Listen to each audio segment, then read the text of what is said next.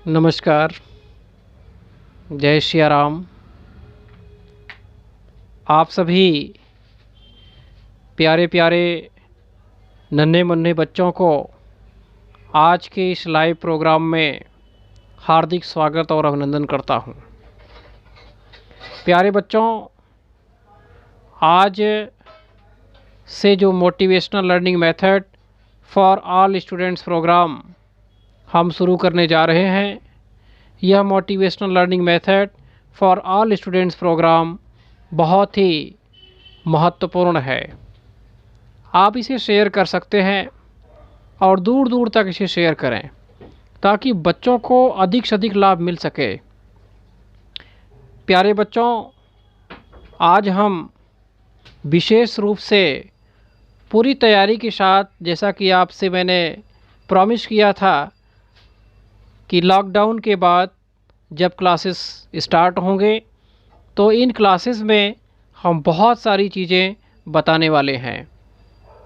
बच्चों, परीक्षा सर पर है और परीक्षा की जो तैयारी है उस तैयारी में हमें विशेष प्रकार का लाभ मिल सकता है। प्यारे बच्चों, आपको जानकर के बहुत खुशी होगी कि हमने विशेष प्रकार के सभी सब्जेक्ट को शामिल किया हुआ है। आज के मोटिवेशन प्रोग्राम में हमने हिंदी पाठ्यक्रम को लिया है। हमारी मातृभाषा हिंदी है और हिंदी पाठ्यक्रम को हमने आज के इस कार्यक्रम में लिया है। प्यारे बच्चों, यूँ तो हिंदी हमारी मातृभाषा है और सरल भाषा है, लेकिन हमें इस बात पर ध्यान देना चाहिए कि हिंदी में नंबर कहाँ कटते हैं। सबसे पहले आपको अपना पाठ्यक्रम मालूम होना चाहिए। आइए, मैं आज सीबीएसई पाठ्यक्रम को ले रहा हूँ। सीबीएसई पाठ्यक्रम में सबसे पहले आपको ये पता होना चाहिए कि आपके जो लॉकडाउन के अंदर कुछ चैप्टर्स काट दिए गए हैं, उन चैप्टर्स में कौन कौन से पाठ्य आ रहे हैं उसको आपको जानने की ज़रूरत है। अब देखिए, सबसे पहले आपको विशेष रूप से ये ध्यान देना है कि CBSE class 10th Hindi course B revised syllabus क्या है, इसको जानने की ज़रूरत है आपको।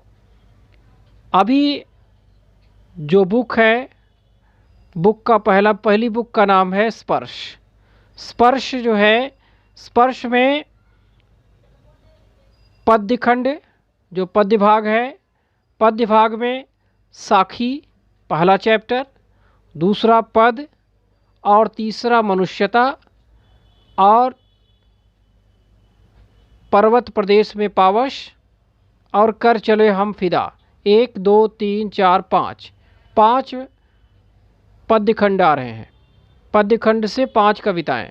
ध्यान दीजिए, पद्यखंड से यूँ तो आपका जो चैप्टर है वो चैप्टर के अकॉर्डिंग अगर हम ध्यान दें तो चैप्टर में चैप्टर नंबर 1 साखी है, दूसरा पाठ है पद, चौथा पाठ है मनुष्यता और 5वां पाठ है पर्वत प्रदेश में पावस और 8वां पाठ है कर चले हम फिदा।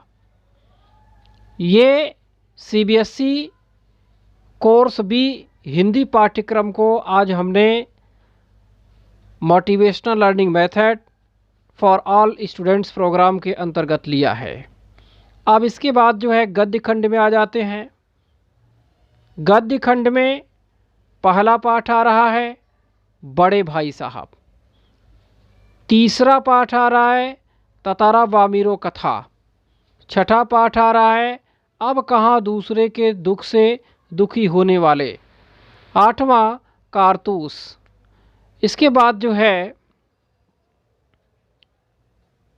आपका एक तीसरी पुस्तक है। तीसरी पुस्तक का नाम है संचयन।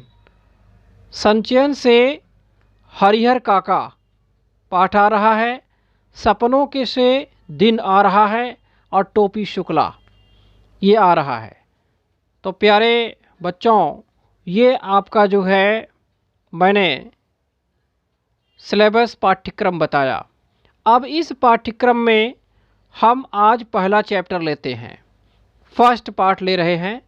देखिए, सबसे पहले आपको अधिक अंक लाने के लिए अपनी पुस्तकों को भी बहुत अच्छी तरह से रखना होता है और अपनी कॉपियों को भी बहुत अच्छी तरह से, नोटबुक को, एक्सरसाइज बुक को बहुत बेहतरीन तरीके से बनाना होता है। आपकी जितनी अच्छी राइटिंग होगी, जितनी अच्छी जो है आपकी लेखनी होगी, जितना अच्छा आप लिखेंगे उतना ही अच्छा आपको नंबर मिलेगा। और शुद्ध शुद्ध लिखना, शुद्ध शुद्ध पढ़ना और शुद्ध शुद्ध बोलना, जिसे आता है उसे ही पूरा व्याकरण का ज्ञान होता है। तो इस तरह से व्याकरणिक नियमों के आधार पर आपको अपना कार्य करना है। प्यारे बच्चों, आज जो मैं क्लास ले रहा हूँ, सबसे पहले तो आपको लिखने की टेक्निक बताता हूँ। शिक्षक लोगों को यह चाहिए कि बच्चों को अपनी टेक्निक बताएं। और अपनी टेक्निक, देखिए, सबसे बड़ा जो है कौशल है। अगर आपके पास कौशल है तो आपका बच्चा 100 मार्क्स लाएगा, और अगर आपके पास कौशल नहीं है तो आपके पास 100 मार्क्स कभी नहीं आएगा, और न आपका बच्चा कभी ला सकता है। प्यारे बच्चों, प्यारे शिक्षकों, अपने बच्चों को अधिक से अधिक टेक्निक बताइए। बच्चों के पास किताबें हैं, पुस्तकें हैं, सारी चीज़ें हैं, लेकिन कौन सी पुस्तकें और कौन सी नोटबुक किस तरह से तैयार करें तो उन्हें अच्छा नंबर मिलेगा, इस बात पर आपको विशेष रूप से ध्यान देना चाहिए।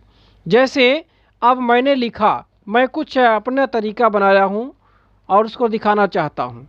देखिए, ये मैंने अपना एक नोटबुक बनाया है आपको पढ़ाने के लिए, ऑनलाइन पढ़ाने के लिए हमने एक नोटबुक बनाया।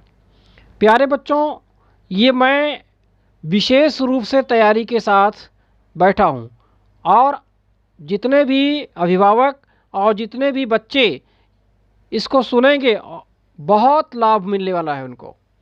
प्यारे बच्चों, ये देखिए, सबसे पहले इस तरह से आपको अपना नोटबुक बनाना चाहिए, जो हमने तैयार किया है अपना नोटबुक आपको पढ़ाने के लिए।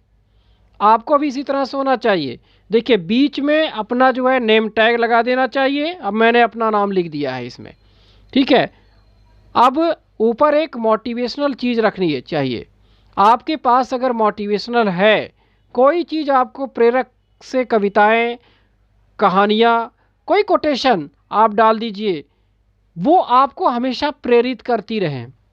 जैसे हमने 4 लाइन लिख दिया है, नन्ही चींटी जब दाना लेकर चलती है, नन्ही चींटी जब दाना लेकर चलती है, चढ़ती दीवारों पर 100-100 बार फिसलती है।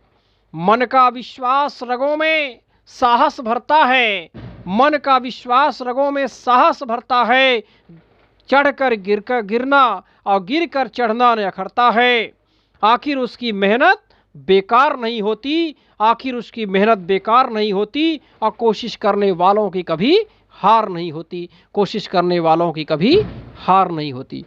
तो प्यारे बच्चों, इस तरह से आप एक कोटेशन डालिए जिससे आपका मन और मस्तिष्क पूरी तरह से प्रभावित होता रहे, आपका दिमाग उस पर जाता रहे। और जब आप प्रेरक बातों को पढ़ेंगे, अधिक से अधिक जो मोटिवेट आपको कर रही है उसको आप पढ़ेंगे, तो आपके मन में और आपके मस्तिष्क में विशेष प्रकार की ऊर्जा पैदा होगी, और वो ऊर्जा और उस टेक्निक से, उस तरीके से आपको बहुत अच्छी जानकारी प्राप्त होगी। प्यारे बच्चों, अब इसी क्रम में मैंने विशेष प्रकार के अपने आपको पढ़ाने के लिए सिलेबस को भी लिखा हुआ है, और मेरे पास लैपटॉप भी है। और आज तक तो दुनिया बड़ी हाईटेक हो गई है और इसमें हर चीज़ें दिखाई देती हैं, लेकिन टेक्निक क्या है, तरीका क्या है, उस तरीके को तो आप आजमाओ। अगर आप उस तरीके को आप आजमाते हो तो आपको सफलता ज़रूर मिलेगी। और मैं गारंटी के साथ कह रहा हूँ, इस फेसबुक से आज मैंने शुरू किया है, और फेसबुक से अनवरत प्रतिदिन मेरी क्लासेस होंगी। आधे घंटे की, 1 घंटे की मेरी क्लास होगी।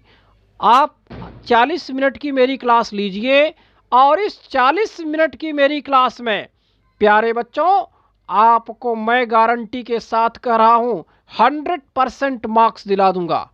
100 में 100 नंबर आपको आएगा, ये मेरी गारंटी है। जो फेसबुक से मेरी क्लास बच्चे लेंगे, जो पढ़ेंगे, तैयारी करेंगे, वो पूरी तरह से जो भी विषय में पढ़ाऊंगा उसमें 100 मार्क्स लाएंगे, ये मेरी गारंटी है। लेकिन जैसा मैं कहूंगा वैसा आपको करना पड़ेगा। आइए देखते हैं। सबसे पहले अब हम तैयारी करते हैं। लिखने का ढंग आपको बता दिया कि पहला आपका मोटिवेशन चीज, आपका नेम टैग, और उस पर कुछ चित्र वगैरह बना दीजिए।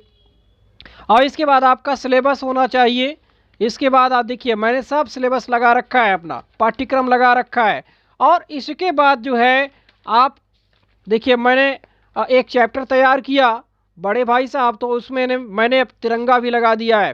किस तरह से, ये एक टेक्निक होती है, ये एक तरीका होता है। लोगों को प्रभावित वही चीज़ें करती हैं जो आपके दिमाग को प्रभावित करती हैं। जब दिमाग तेज चलेगा तो आप बहुत तेज काम करेंगे। तो इस तरह से आपका दिमाग जो है एक स्थिर होना चाहिए, एक स्थिर भाव में होना चाहिए। और स्थिरता तभी आती है जब उस पर आप ध्यान देते हैं। प्यारे बच्चों, अब मैं जो है आपका समय ज़्यादा न लेते हुए, चूँकि आज दो चीज़ मैंने ऐड किया हुआ है। एक तो हिंदी पहला पाठ मैं ले रहा हूँ आपका, और दूसरा जो है मैं आपका लूँगा अंग्रेजी। देखिए, आज दोनों चीज़ ले रहा हूँ। पहला पाठ हिंदी का 10th क्लास से बी कोर्स, और दूसरा पाठ इंग्लिश, दूसरा सब्जेक्ट जो है इंग्लिश ले रहा हूँ, जो कि पहला पाठ ले रहा हूँ मैं। ध्यान दीजिए, कल मैं संस्कृत लूँगा, आज मैं हिंदी और इंग्लिश दोनों ले रहा हूँ। तो सबसे पहले आइए पहले पाठ को हम प्रारंभ करते हैं। आपको मैं समझा दे रहा हूँ, इसे शेयर करिए। बहुत बहुत धन्यवाद जो साथी ओम हरिओम वंदे मातरम, जो भी साथी आज हमारे फेसबुक से जुड़ रहे हैं, वो सभी अपने बच्चों के लिए, भारत के कर्णधार भावी पीढ़ियों के लिए इस लाइव स्ट्रीम को जो है दूर दूर तक शेयर करें। इससे बहुत बड़ा लाभ मिलने वाला है, बच्चों को भी मिलेगा और आपको भी मिलेगा, और जो बच्चे पढ़ेंगे उनको बहुत लाभ मिलने वाला है। प्यारे बच्चों, आपका पहला पाठ है साखी। साखी का मतलब पहले आप जान लो। साखी का मतलब ही साक्षी होता है। साखी का मतलब होता है साक्षी, और साक्षी का रूप जो है साखी है। इसके लेखक कौन है, सबसे पहले इस पर हमें विचार करना चाहिए। इसके लेखक जो है, सबसे पहले आप जान लीजिए, इसके लेखक कबीरदास जी हैं। अच्छा, कबीरदास जी के बारे में जानने की संक्षिप्त ज़रूरत है, छोटी सी बात जानने की ज़रूरत है। थोड़ी सी जानकारी कबीरदास जी के बारे में जानने की ज़रूरत है, जैसा कि हमने जो है नोटेड किया हुआ है। प्यारे बच्चों, कबीरदास जी जो है, कबीरदास जी हिंदी भक्ति काव्यधारा के संत कवियों में महत्वपूर्ण स्थान रखने वाले कबीरदास जी का जन्म 1398 ईस्वी में काशी में हुआ माना जाता है। इनके गुरु का नाम रामानंद था। कबीर पढ़े लिखे नहीं थे। इनके पदों और साखियों में समाज सुधारक का निर्भीक स्वर एवं रचना सुनाई देती है। प्यारे बच्चों, हम जो है ज़्यादा इस पर विचार नहीं करेंगे, क्योंकि यह हमारे सिलेबस में, पाठ्यक्रम में जीवनी लिखने के लिए नहीं आता है। हमने संक्षिप्त में आपको बता दिया, बस इतना ही ज़रूरत है। जितना ज़रूरत है उतना ही पढ़ो, उतना ही जानो। प्यारे बच्चों, अब साखियों के संक्षिप्त विचार और उनके अर्थ में बताने जा रहा हूँ। ध्यान से आप सुनेंगे। साखियों का सार, सार मतलब क्या होता है, रहस्य, अर्थात उसका अर्थ। पहली साखी है हमारी, ऐसी वाणी बोलिए मन काया पा खोई, अपना तन शीतल करे औरन को सुख होई। प्यारे बच्चों, अब एक एक शब्द का अर्थ हम जानते हैं। जब हमें शब्दों का अर्थ पता होगा तभी हम जो है कुछ कर सकते हैं। पहला, ऐसी वाणी बोलिए मन काया पा खोई, अपना तन शीतल करें औरन को सुख होई। ध्यान दीजिए, वाणी का मतलब होता है वाणी, अब अर्थात बोली, वचन, कुछ भी कह सकते हैं आप। इसके बाद जो है आपा। आपा माने क्या होता है आप सभी जानते होंगे, आप थोड़ा सा दिमाग पर जोर डालिए। आपा माने क्या होता है, जो लोग सुन रहे हैं जरा इस पर जो है मैसेज दें, हमें संदेश दें। आपा का मतलब होता है अहंकार। क्या होता है, अहंकार, घमंड। अब खोई मतलब क्या होता है, खो जाए। और तन माने क्या होता है, शरीर। और शीतल मतलब क्या होता है, शीतल, ठंडा। औरन को माने क्या होता है, जो औरों को, दूसरों को। अर्थात जो टफ वर्ड थे, जो कठिन शब्द थे, उनके अर्थ मैंने आपको बता दिया है। अब आपको समझने में ज़्यादा दिक्कत नहीं होगी। जब आप पढ़ रहे हैं, पढ़ते समय कठिन शब्दों का अर्थ आपको अपनी कॉपी में जो है एक पेंसिल रखिए और अपनी बुक कॉपी में लिखिए, और पेंसिल से किताब पर अंडरलाइन करते हुए उसके ऊपर ही उसका कठिन अर्थ लिख लीजिए। और अगर शिक्षक सुन रहे होंगे मेरी बात को, तो शिक्षकों को यह चाहिए कि बच्चों को अंडरलाइन करा करके वहाँ पर उसका अर्थ लिखवा दें, तो इससे बच्चों को बहुत बड़ा लाभ मिलेगा। ध्यान दीजिए, अब मैं इसका अर्थ बता रहा हूँ। ऐसी वाणी बोलिए मन का आपा खोई, अपना तन शीतल करें और उनको सुख होई। प्यारे बच्चों, इस प्रस्तुत साखी में संत कबीरदास जी अहंकार, हमारे अंदर का जो अहंकार है, और कटु वचन, जो कड़वा वचन है, उसे त्यागने का एक संदेश, मैसेज दे रहे हैं। और देते हुए क्या कह रहे हैं, कहते हैं कि लोगों को अपने मन का अहंकार त्याग कर ऐसे मीठे वचन बोलने चाहिए जिससे उनका अपना शरीर शीतल हो, अर्थात शांत हो और प्रसन्न हो जाए, और साथ में सुनने वालों को भी उतना ही आनंद, उतना ही सुख प्राप्त हो। हमें आपस में मीठे बोल बोलना चाहिए और हमें आपसी व्यवहार हमेशा मजबूत रखना चाहिए। आपस का व्यवहार हमें बहुत अच्छी तरह से बना के रखना चाहिए। जब हम अपने व्यवहार को अच्छी तरह से बना के रखेंगे, अपने बिहेवियर को अच्छा बना के रखेंगे, तो हमें विशेष सफलता मिलेगी। प्यारे बच्चों, अब इसका अगर हम काव्य सौंदर्य देखें, शिक्षक लोगों को बताना चाहिए इसको। काव्य सौंदर्य, यह एक साखी में मधुर वचन के महत्व को दर्शाया गया है, मीठी वाणी को पूरी तरह से इसमें बताया गया है। और वाणी बोलिए में ध्यान दीजिएगा, वाणी बोलिए में अनुप्रास अलंकार है। प्यारे बच्चों, वाणी बोलिए में अनुप्रास अलंकार है।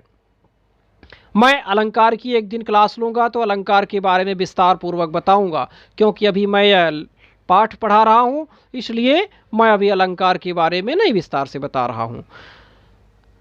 इसमें सदुक्कड़ी भाषा का प्रयोग किया गया है। और सदुक्कड़ी भाषा का मतलब क्या होता है, जैसा कि नाम से स्पष्ट है, सदुक्कड़ी भाषा का मतलब साधुओं की भाषा, साधु संत महात्माओं की भाषा, अर्थात पंचमेल खिचड़ी भाषा है ये। ध्यान दीजिए, प्रस्तुत साखी में सरल एवं बहुत ही सहज भाषा का प्रयोग कबीरदास जी के द्वारा किया गया है, जिससे भाव की अभिव्यक्ति बहुत ही सरलता के साथ हो जाती है। प्यारे बच्चों, अब इसी क्रम में हमने जो है दूसरे दोहे को लेते हैं। दूसरी साखी क्या है, दूसरी साखी कहती है, कस्तूरी कुंडली बसे मृग ढूंढे बन माही, ऐसे घटी घटी राम है दुनिया देखे नाही। प्यारे साथियों, प्यारे बच्चों, नन्हे मुन्ने प्यारे प्यारे बच्चों, अब ध्यान से इसको समझिएगा। इसकी जो टफ जो है बातें हैं, जो कठिन शब्द हैं, उनको जानना जरूरी है। कस्तूरी एक ऐसा सुगंधित पदार्थ है जो एक विशेष हिरण की नाभि में होता है, पाया जाता है। कुंडली मतलब क्या होता है, नाभि। अब बसय मतलब क्या होता है, बसय अवधी भाषा का शब्द है। बसय मतलब होता है बसता है, रहता है, अर्थात निवास करता है। ध्यान दीजिए, मृग, मृग माने क्या होता है, हिरण। और वन मतलब क्या होता है? जंगल। माही मतलब मेरे अंदर, मेरे भीतर, मेरे बीच में, अर्थात हिरण के बीच में। घटिघट मतलब घट घट में, अर्थात कण कण में भगवान श्री रामचंद्र जी रहते हैं। प्यारे बच्चों, अब इसका हम अर्थ अच्छी तरह से समझ लेते हैं। कबीरदास जी कहते हैं कि जिस प्रकार कस्तूरी नामक सुगंधित पदार्थ हिरण की अपनी नाभि में होता है, किंतु वह उसकी सुगंध महसूस नहीं कर पाता और उस सुगंध को प्राप्त करने के लिए वह जंगल जंगल भटकता रहता है, वन वन भटकता रहता है और अंत में परेशान हो जाता है। और परेशान होने के बाद उसे मृग तृष्णा का शिकार हो जाता है और वह अंत में मृत्यु को प्राप्त हो जाता है। उसी प्रकार से इस संसार में जितने भी मनुष्य हैं वो अज्ञानतावश उसे देख नहीं पाते। किसको? भगवान को, जो हमारे अंदर ही विद्यमान हैं। हमारे अंदर भगवान विद्यमान है, ईश्वर विद्यमान है, भगवान श्री रामचंद्र जी विद्यमान है, लेकिन उसे नहीं देख पाते। किसके वश में? अज्ञानता के वश में। अज्ञान, अज्ञान क्या होता है? जिसमें जानकारी न हो, अंधकार में। और इस तरह से वो परेशान होकर के जंगल जंगल, वन वन भटकता रहता है, मंदिर मंदिर भटकता है, मस्जिद मस्जिद, दिवालय, गिरजाघर में जाता है, लेकिन उसको जो है भगवान नहीं प्राप्त होते हैं जब तक वह अपना मन निर्मल नहीं करता है। अपने मन को निर्मल करेगा तो भगवान उसको मिल जाएंगे। और इस तरह से ध्यान दीजिए कि आपके अंदर ही एक कहावत है, बच्चों कहावत लिखना चाहिए, और उसमें जो है भगवान के बारे में बताया जा रहा है कि भगवान कहाँ हैं? आपके अंदर ही हैं। ढूंढने की जरूरत नहीं है, आपके अंदर ही भगवान मिल जाएंगे। तो मेरे प्यारे बच्चों, इस तरह से बहुत ही विस्तार पूर्वक हमने इसका अर्थ बताया। अब इसका काव्य सौंदर्य संक्षिप्त में बता देता हूँ। इसमें कस्तूरी कुंडली, ध्यान दीजिएगा, कस्तूरी कुंडली तथा दुनिया देखे में अनुप्रास अलंकार है, और घट घट में पुनरुक्ति प्रकाश अलंकार है। ये विशेष रूप से अच्छे बच्चों की निशानी है कि इसको लिख देते हैं, इसका उत्तर लिखते समय, इसका अर्थ समझाते समय। बहुत ही सरल और सहज सदुक्कड़ी भाषा का प्रयोग किया गया है। प्यारे साथियों, तीसरी साखी को हम लेते हैं। तीसरी साखी में है, जब मैं था तब हरि नहीं, जब मैं था तब हरि नहीं, अब हरि है मैं नाही। जब मैं था तब हरि नहीं, ध्यान दीजिएगा, जब मैं था तब हरि नहीं, अब हरि है मैं नाही। सब हथियारा मिट गया, जब दीपक देखा माही। तीसरी साखी है मेरे प्यारे बच्चों, मैं मतलब क्या होता है? मनुष्य का अहंकार। मनुष्य के मैं क्या होता है? वो कहते हैं मैं चिल्लाता रहता है मनुष्य, और मैं मतलब होता है मनुष्य का अहंकार। जिसके अंदर भक्ति का भाव नहीं होता है, उस प्रकार के व्यक्ति को क्या कहा जाता है? अहंकारी व्यक्ति कहा जाता है। मनुष्य के अंदर का अहंकार, अहम, घमंड। और इस तरह से कबीरदास जी कह रहे हैं, जब मैं था तब हरि नहीं, अब हरि है मैं नाही। कबीरदास जी कहते हैं कि जिस समय मेरे अंदर मैं था, अर्थात अहंकार था, भरा हुआ था, मेरा मन अहंकार से भरा हुआ था, तब ईश्वर मुझे नहीं मिले। और अब मेरे अंदर अहंकार समाप्त हो गया है, मैं की भावना समाप्त हो गई है, तो ईश्वर जो है हमें प्राप्त हो गए हैं। जैसे जैसे और जैसे जैसे हमारा मन पवित्र होता है, उस परम चित्त सच्चिदानंद स्वरूप भगवान श्री रामचंद्र जी, भगवान नारायण का हमें अनुभव प्राप्त होने लगता है और भगवान के बारे में हम जानने लगते हैं। और जब मनुष्य का अहंकार समाप्त होता है तभी उसे जो है सफलता भगवान की प्राप्ति में मिलती है, ईश्वर की प्राप्ति में मिलती है। मैं तो ये मानता हूँ कि मनुष्य के अंदर किसी भी तरह का कोई भी अहंकार नहीं रहना चाहिए और अहंकार रहते उसे कभी सफलता नहीं मिलती है। जितना अधिक आप ज्ञान अर्जन करें उतना ही कम है, और आपके अंदर यह सोच होनी चाहिए कि हमने अभी सीखा है और सीखेंगे और सीखते रहेंगे। ध्यान दीजिए, और इस तरह से मेरा सारा अज्ञान जो अंधकार के रूपी अज्ञान है वो समाप्त हो जाता है। तब कब समाप्त होता है? जब मेरे अंदर से, हमारे अंदर से अहंकार समाप्त होता है।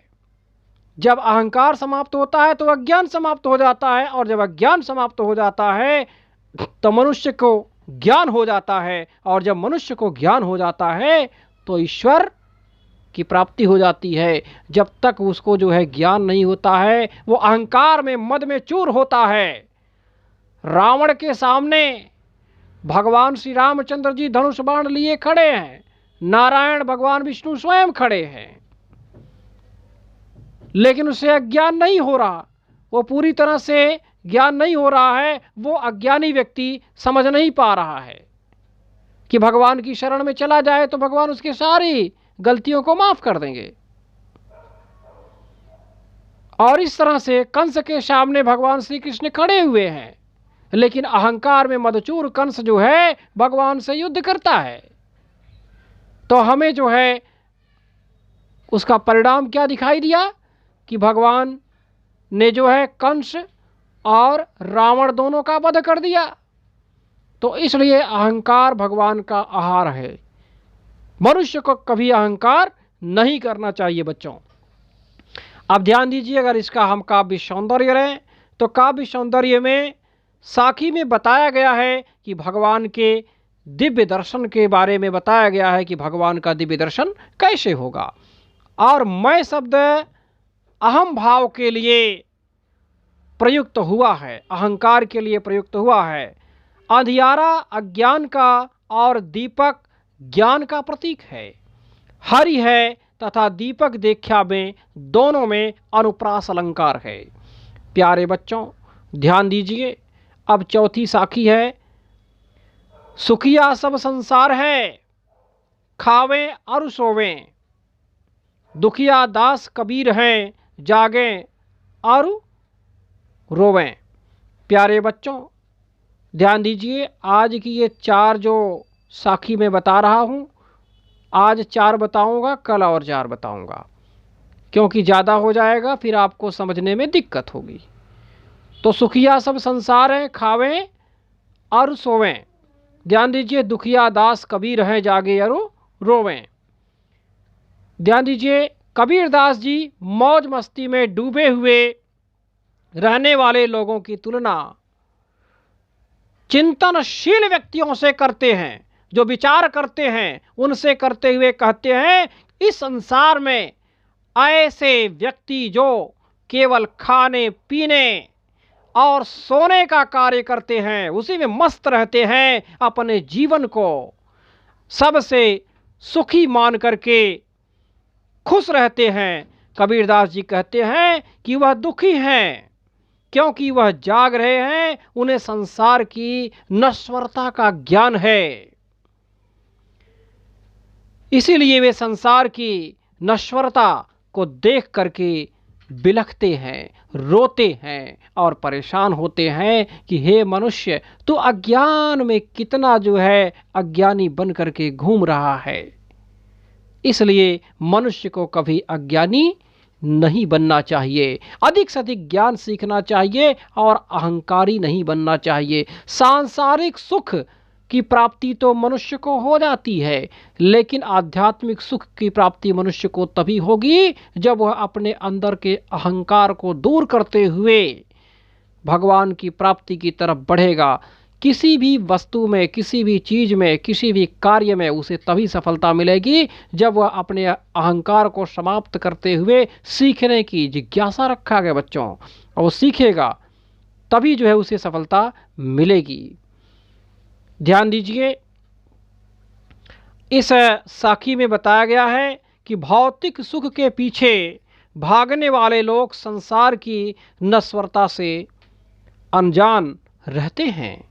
ध्यान दीजिए, सरल एवं सहज रूप में बड़े ही अच्छी भाषा का अर्थात सदुक्कड़ी भाषा का प्रयोग किया गया है।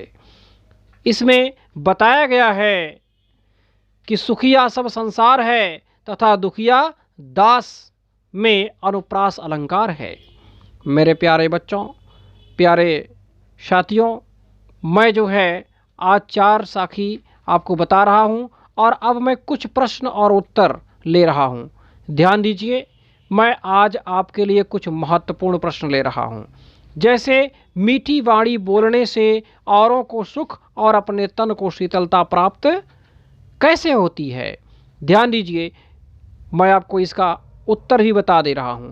मीठी वाणी बोलने से औरों को सुख इस प्रकार प्राप्त होता है कि लोग आदर और सम्मान भरे वचनों को सुनकर क्या होते हैं, सुखी होते हैं, प्रसन्न होते हैं। इसी प्रकार मीठी वाणी बोलने वाला व्यक्ति बातचीत करते हुए जब अहंकार का त्याग कर देता है तो उसके तन की भी शीतलता बहुत ज़्यादा बढ़ जाती है और सभी लोग उसके ऊपर मंत्रमुग्ध हो जाते हैं, सभी खुश हो जाते हैं। इसमें देखिए, मैंने आपको 2 ही पॉइंट में इस क्वेश्चन को कंप्लीट कर दिया, अर्थात 2 नंबर का क्वेश्चन आने वाला है।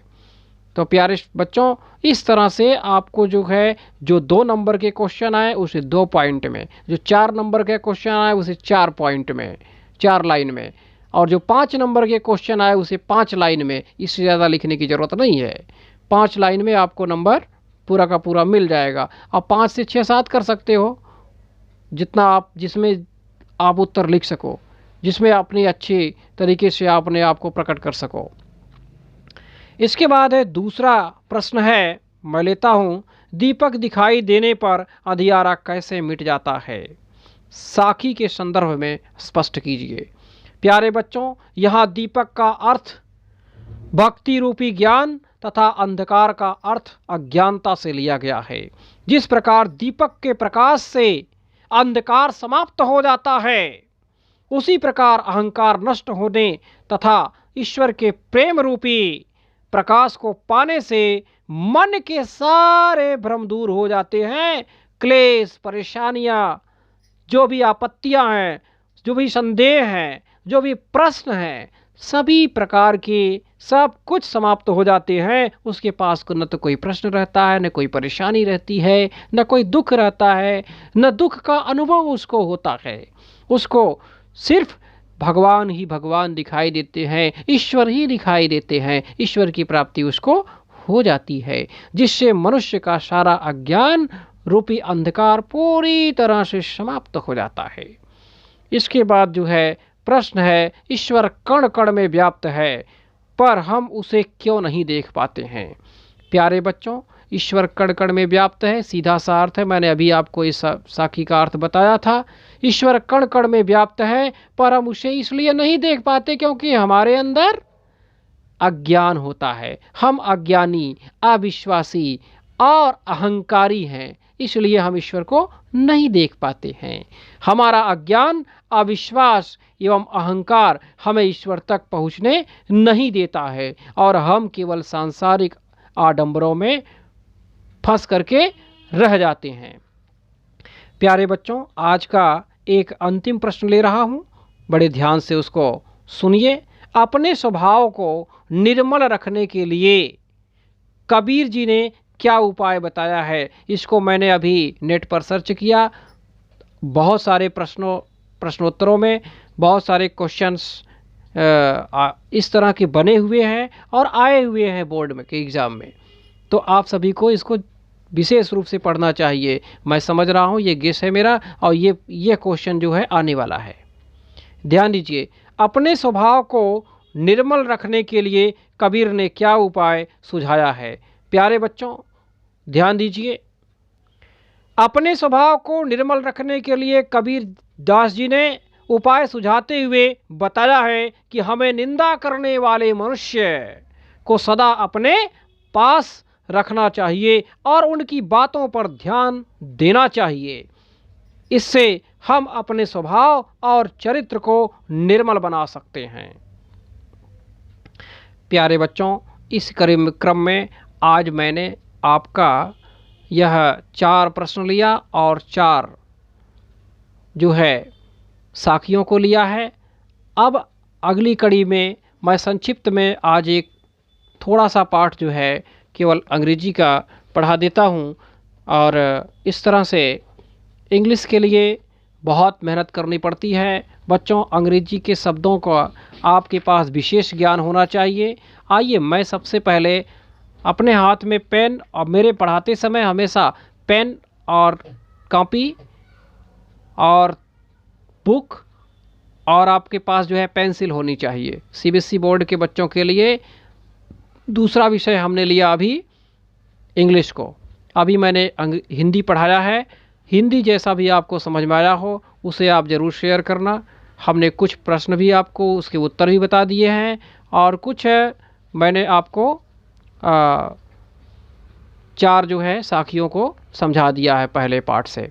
प्यारे बच्चों, अब हम ले रहे हैं अ letter to God.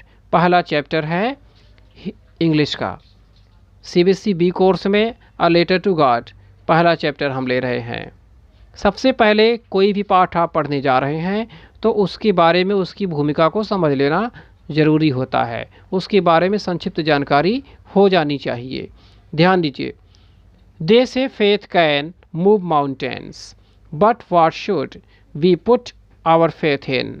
This is the question this story delicately possesses.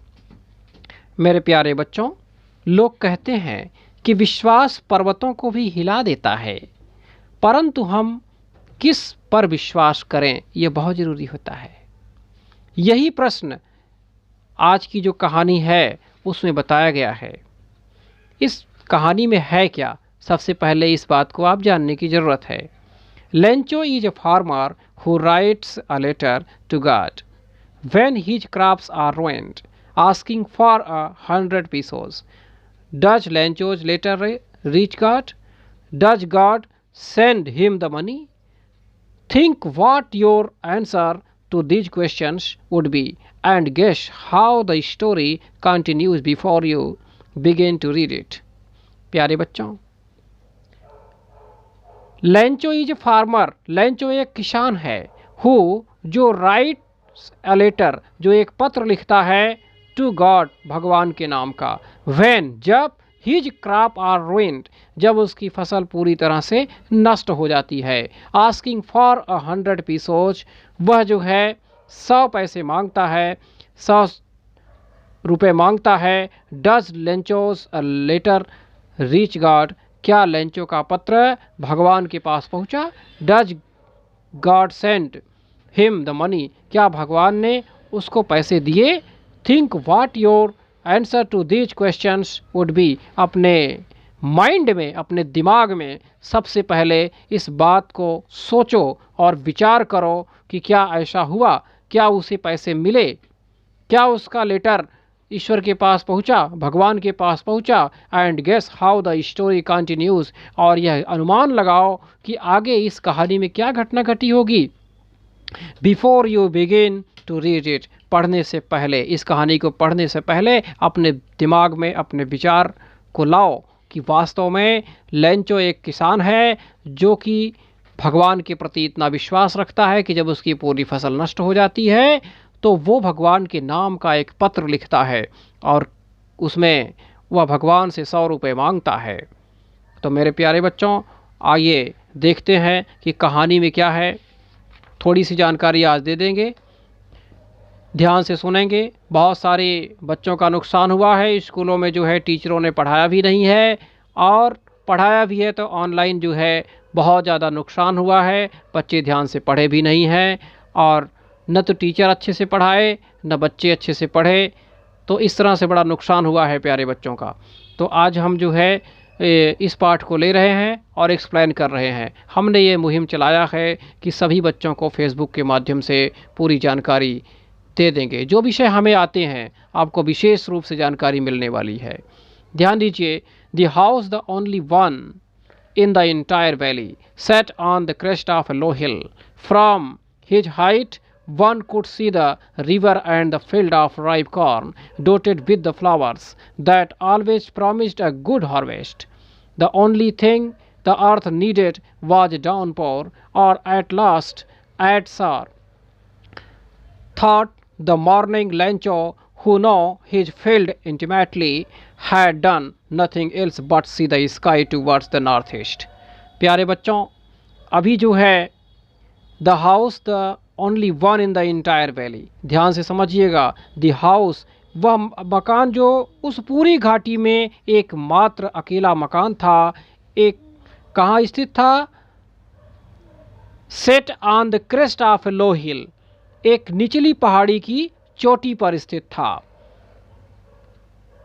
From this height, one could see the river and the field of ripe corn dotted with the flowers that always promised a good harvest. जो कि इस ऊंचाई से नदी तथा पके हुए मकई के उस खेत को देखा जा सकता था, जो कि हर समय उसमें अच्छे अच्छे फूल लगे हुए हैं और वह एक अच्छी फसल का दावा करता है, भरोसा करता है, और वह अच्छी फसल दिख रही है। जो सामने दिखता है वही अच्छा लगता है, और अच्छा रहता है तो लोग उसे अच्छे कह दे देते हैं, और जो नहीं दिखाई देता है उसे कैसे अच्छा कहा जा सकता है। और इस तरह से लैंचो का जो खेत है वो मकई के फूलों से, अर्थात मक्के के फूलों से उसमें जो है जीरे निकल गए हैं, और मक्के के फूलों से वह बहुत ही सुंदर खेत दिखाई दे रहा है और एक अच्छी फसल का दावा कर रहा है। ध्यान दीजिए, the only thing the earth needed was downpour और एट लास्ट एट सावर। अब धरती को एक ही चीज़ की ज़रूरत थी, वह थी एक भारी वर्षा, अथवा कम से कम एक छोटी सी हल्की सी बौछार की ज़रूरत थी। प्यारे बच्चों, हमें हमेशा जो है विशेष रूप से शब्दों पर ध्यान देना चाहिए। शब्द अच्छे होंगे और उनका अर्थ आपको मालूम होगा तो आपको विशेष रूप से जानकारी होगी, और उसका उत्तर लिख लेंगे आप, उसके आंसर को लिख लेंगे। जो कोई भी क्वेश्चन आता है उसके उत्तर को लिख लेंगे। मेरे प्यारे बच्चों, through the morning लैंचो who know his fields intimately had done nothing else but see the sky towards the northeast.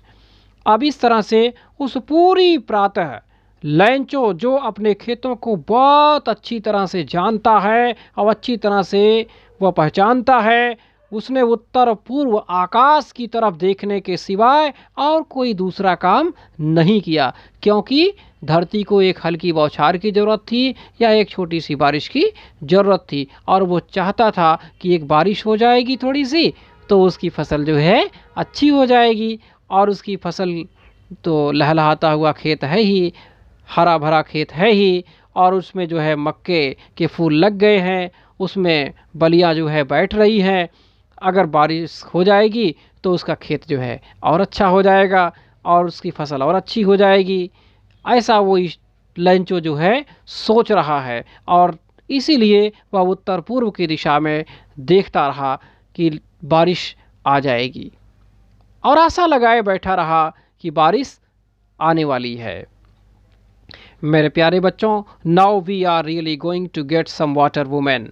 The woman who was preparing supper replied, yes, willing. The older boys were working in the field, while the smaller ones were playing near the house, until the woman called to them all, come for dinner. It was during the meal that, just as Lencho had predicted, big drop of rain began to fall. In the northeast, huge mountains of clouds could be seen approaching. The air was fresh and sweet. The man went out for no other reason than to have the pleasure of feeling the rain on his body. And when he returned, he exclaimed, "These are not raindrops falling from the sky, they are new coins. The big drops are 10-cent pesos and the little ones are 5s." मेरे प्यारे बच्चों, now we are really going to get some water woman. ऐसा वह कह रहा है अपनी औरत से कि हमें अब सचमुच कुछ पानी मिलने वाला है। The woman who was preparing supper replied. वह औरत जो कि रात का भोजन तैयार कर रही है। सपर फूड का मतलब क्या होता है? रात का भोजन तैयार कर रही थी। और रिप्लाइड, रिप्लाइड मैंने क्या होता है? उत्तर दिया, उसने उत्तर दी। और क्या कहती है? यस विलिंग, हाँ यदि ईश्वर की इच्छा हुई तो जरूर जो है बारिश होगी। ध्यान दीजिए प्यारे बच्चों, इसी तरह से while the smaller ones were playing near the house until the woman called to them all। और बड़े लड़के खेतों में काम कर रहे थे, जबकि एक छोटा लड़का जो था उसका नज़दीक के खेत में ही खेल रहा था। अंत में उस औरत ने उन्हें बुलाया। किस लिए बुलाया? कम फॉर डिनर, रात का भोजन करने के लिए आ जाओ, आओ सभी बच्चे खाना खाओ। ऐसा जो है उसने बुलाया, जोर जोर से बुलाया। It was during the meal that just as Lencho had predicted। यह it was during the meal that, यह भोजन का समय था, अर्थात भोजन लोग कर रहे हैं, लंचो भी कर रहा है, बच्चा भी कर रहा है, और उसके जो है पत्नी भी कर रही है। सारे पूरे परिवार के लोग बैठ कर के भोजन कर रहे हैं, खाना तैयार हो गया है और सभी जो है बैठ कर के भोजन कर रहे हैं। Just as Lencho had predicted big drops of rain began to fall. जैसा कि लेंचो की भविष्यवाणी के अनुसार, प्रेडिक्टेड, प्रेडिक्ट मतलब क्या होता है? प्रेडिक्ट करना, भविष्यवाणी करना। जैसा कि लेंचो ने भविष्यवाणी किया था, big drops of rain began to fall, बड़ी बड़ी वर्षा की बूंदें गिरने लगी। अब कितना खुशी होगा वो किसान कि अब उसने जो सुबह कहा था कि उत्तर पूर्व की दिशा में देख करके सुबह से वह जो है शाम तक देखता रहा, और उसको देखते हुए उसने अनुमान लगाया कि हे ईश्वर, अब छोटी सी बारिश, थोड़ी सी हल्की सी बारिश हो जाती तो हमारा खेत जो है, हमारी खेत की फसल, मकई की फसल बहुत अच्छी हो जाती। तो अब मकई की फसल जो है उसकी अच्छी होने वाली है। अब बारिश होने लगी, खाते समय भाई दोगुनी खुशी उसको हो गई।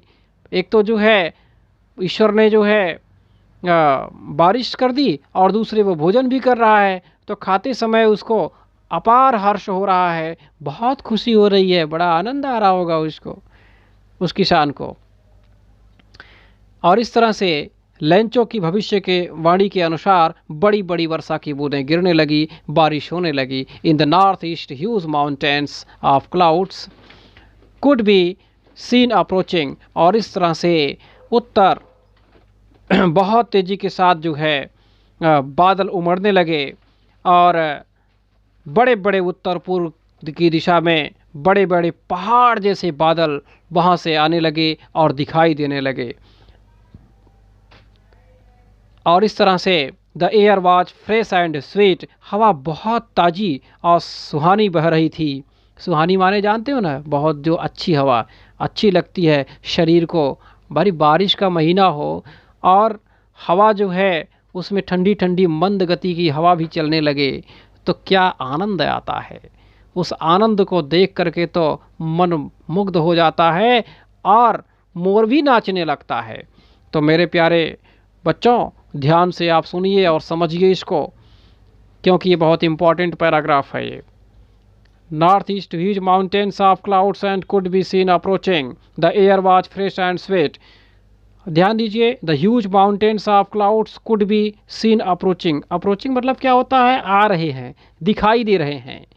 ध्यान दीजिए, माउंटेन्स ऑफ क्लाउड्स, पहाड़ जैसे बादल उत्तर पूर्व की दिशा से आते हुए दिखाई दे रहे हैं। The air was fresh and sweet, हवा बहुत ही ताजी और सुहानी बह रही है, सुख देने वाली बह रही है। The man went out for no other reason than to have the pleasure of feeling the rain on his body. आदमी का बाहर जाने का और कोई दूसरा कारण नहीं था। क्या था? आनंद लेना चाहता था वो अपने शरीर को आनंद प्रदान करना चाहता था और इस तरह से वह बहुत खुश हो गया और उछलते कूदते हुए लेंचो बाहर भागा और बाहर गया। बच्चे तो भी खेल रहे हैं, बच्चे कूद रहे हैं और पूरी तरह से लेंचो बहुत खुश है, उछल रहा है, कूद रहा है क्योंकि बारिश हो रही है। और and when he returned he exclaimed, और जब वो वापस आया तो उसने दावा किया। एक्सक्लेम्ड माने क्या होता है? एक्सक्लेम्ड माने क्या होता है? दावा करना, है ना, बोलना, बड़े गट्स के साथ कहना, बहुत ही गर्व के साथ कहना। These are not raindrops falling from the sky, आकाश से वर्षा की बूंदें नहीं गिर रही है। दे आर न्यू कॉइन्स, आसमान से तो नए नए सिक्के बरस रहे हैं, नए नए सिक्के बरस रहे हैं। दे आर न्यू कॉइन्स, ये नए नए सिक्के बरस रहे हैं। The big drops are 10 cent, बड़ी जो बूंदें हैं वो 10 सेंट की हैं। And the little ones are 5, और जो छोटी छोटी बूंदें गिर रही वो 5 सेंट की बरस रही है। और इस तरह से लेंचो ने ये मतलब कल्पना की, इमेजिनेशन किया, क्या कि आसमान से बड़ी बड़ी बूंदें गिर रही है वो 10 सेंट्स की है और छोटी छोटी बूंदें जो है 5 सेंट्स की है। देखो किसान कितना खुश हो गया है बच्चों। और इस तरह से किसान, वाह मज़ा आ गया, किसान बहुत खुश है इस समय। और वह लेंचो नाम का किसान बहुत ही खुश है जो भगवान में परम विश्वास रखता है, दृढ़ विश्वास रखता है, गुड बिलीव रखता है। और वह इस तरह से उसकी भविष्यवाणी के अनुसार, जैसा कि उसने सुबह कहा था और शाम को बारिश होना चालू हो गई, है ना। With a satisfied expression he regarded the field of ripe corn with its flowers dropped in a curtain of rain. But suddenly a strong wind began to blow, and along with the rain very large hailstones began to fall. These truly did resemble new silver coins. The boys, exposing themselves to the rain, ran out to collect the frozen pearls. मेरे प्यारे बच्चों, with a satisfied expression, एक संतुष्टि का भाव लिए हुए, ही regarded the field of ripe corn, वह अपनी पकी हुई फसलों को देखते हुए, फूलों को देखते हुए बहुत खुश है। Dropped in curtain of rain, और उसके देखते ही देखते चारों तरफ जो है एक चादर की तरह बारिश ने ढक लिया उसके खेतों को, उसकी घाटी को, उसके पूरे निचली घाटी को, और हर तरह से जो है बारिश बहुत तेज होने लगी। But suddenly a strong wind began to blow, and along with the rain very large hailstone began to fall. अब बट लेकिन सडनली अचानक क्या होता है कि एक हवा का बहुत ही मजबूत झोंका, बहुत तेजी के साथ तूफान आने लगा, और उस तूफान के साथ साथ लार्ज हेलस्टोन्स, हेलस्टोन का मतलब क्या होता है? बड़े बड़े ओले पड़ने लगे, जो है पत्थर के टुकड़े गिरने लगे, बर्फ के टुकड़े गिरने लगे। These truly did resemble new silver coins. अब ये चांदी के सिक्के बरस रहे थे, ऐसा प्रतीत हो रहा था कि अब ये चांदी के सिक्के बरस रहे थे। द बॉयज, बच्चे, एक्सपोजिंग देमसेल्व्स मतलब क्या होता है? अपने आप को आनंद ले रहे थे।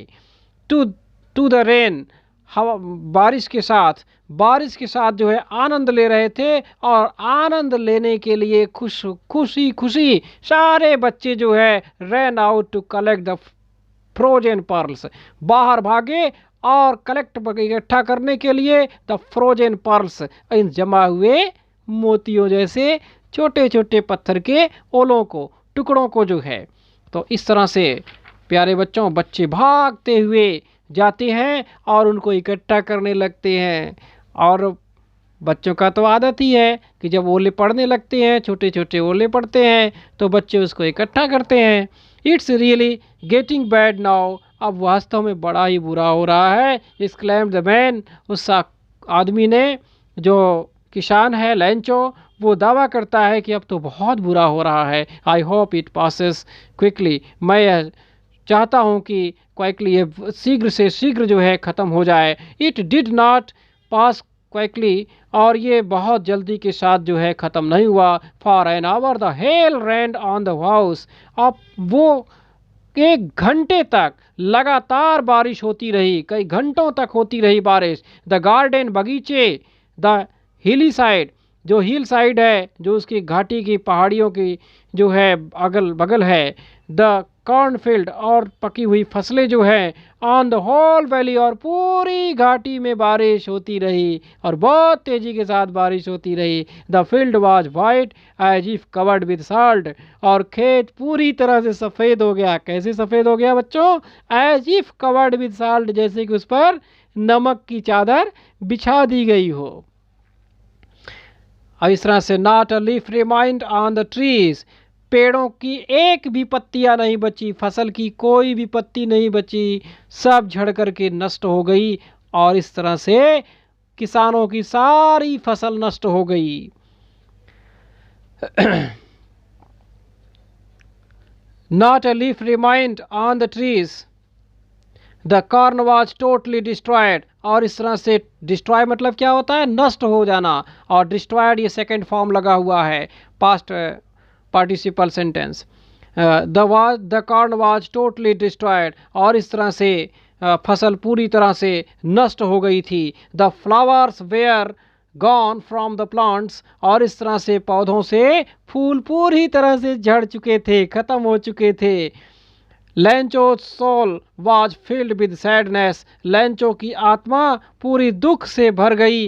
When the storm had passed, और जब तूफान समाप्त हुआ, he stood in the middle of the field and said to his sons, और वह अपने खेतों के बीच में खड़ा हो जाता है, खेत के बीचों बीच खड़ा होकर के कहता है, अपने बच्चों से कहता है, a plague of locusts would have left more than this. A plague of locusts का मतलब होता है टिड्डियों का आक्रमण। टिड्डी जब आती हैं, टिड्डी आती है ना, अभी थोड़ी दिन पहले पाकिस्तान से टिड्डियाँ आई थी हमारे पड़ोसी देश से, तो फसलों को नष्ट कर दी थी बच्चों।